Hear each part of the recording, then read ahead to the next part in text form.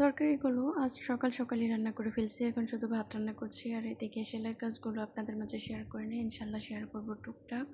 তো চলুন দেখা যাক আমি আজ কী রান্না করলাম। এখন প্রায় 11টা বাজে দুপুর। ভাত রান্না করতেছি। আর এদিকে রান্না করা হয়েছে শুটকি, আলু, সিম দিয়ে রান্না করা হয়েছে। এটা আসলে অনেক বেশি ভালো লাগে এই রেসিপিটা।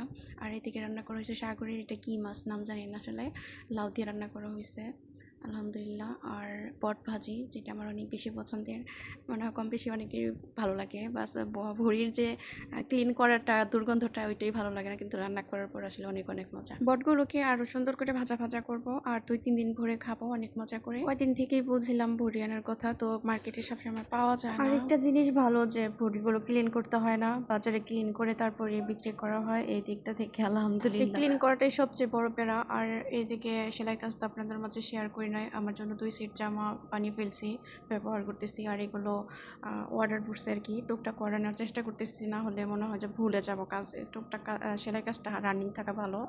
আর কাজটা আমার বরাবরের মতোই পছন্দ, অলসতা করে লাভ নাই। কাজ করলে কাজের সাথে সাথে সময় কাটলো। আরেকটা কথা হলো যে আমার মোবাইল রাখার স্ট্যান্ড নাই। রান্না করার সময় এক হাত দিয়ে মোবাইল ধরে আর এক হাত দিয়ে রান্না করা যায়, কিন্তু সেলাই কাজের বেলা কিন্তু তা না। এটা কোয়ালিটি ঠিক রেখে তারপর কাজ করতে হয়। এগুলো 2-3 সেট অর্ডার নিয়েছি, কেটে রাখছি অলরেডি, সেলাই করবো সময় করে। তবে আপুরা আপনারা যদি চান আমি টুকটাক সেলাই কাজ শেয়ার করব, আমাকে অবশ্যই কমেন্ট করে জানাবেন। আপুরা তোমাদের মধ্যে কে কে সেলাই কাজ জানো অবশ্যই কমেন্ট করে জানাবা। আর আমার আলহামদুলিল্লাহ যথেষ্ট মেধা আছে সেলাই কাজের। এতদিন মেশিন ছিল না, তাই সেলাই করতে পারে নাই। আমার বাংলাদেশে অলরেডি সেলাই মেশিন আছে। এই যে জামাগুলো দেখতে পাচ্ছ, এগুলো সব কাটিং করে রাখছি কালকে রাতে, এখন সেলাই করব। এই যে এই জামাটাও কাটা, শুধু গলাটা কাটিং করবো, সেলাই করব। তো আমি চেষ্টা করি সবগুলো জামায় বকলম ব্যবহার করার। কিছু কিছু জিনিস কেনাকাটা বাকি আছে, মার্কেটে যাওয়ার জন্য আসলে কেনা হচ্ছে না, শরীরটা বেশি ভালো যাচ্ছে না। আর এদিকে আমার হাজব্যান্ডের মুখের রুচি ভালো না, এই জন্য খেতে পারছে না। আমলকি এনে দিছে আলহামদুলিল্লাহ। আমলকি খাওয়াটা তো খুবই কষ্টের জানেন। দেখেন কত দাম, 22 রিয়াল কেজি। এখানে নিয়ে আসছি 7.5 রিয়াল, 7 রিয়াল হচ্ছে 59 পয়সা।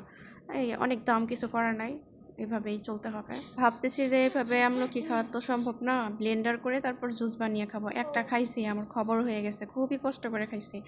কালকে অর্ধেক খাইছি, আজকে অর্ধেক খাইছি, কি আর করার। এদিকে ভাতটা প্রায় হয়ে গেছে, টিকা বসাবো এখন। আপনারা সবাই ভালো থাকেন, এতক্ষণ সাথে থাকার জন্য অনেক অনেক ধন্যবাদ। আর খবরে যা দেখলাম, বাংলাদেশের অবস্থা তো খুবই খারাপ, পানিতে সব কিছু রাস্তাঘাট তলায় গেছে। যা কি আর করার, সব কিছু আল্লাহর ইচ্ছা।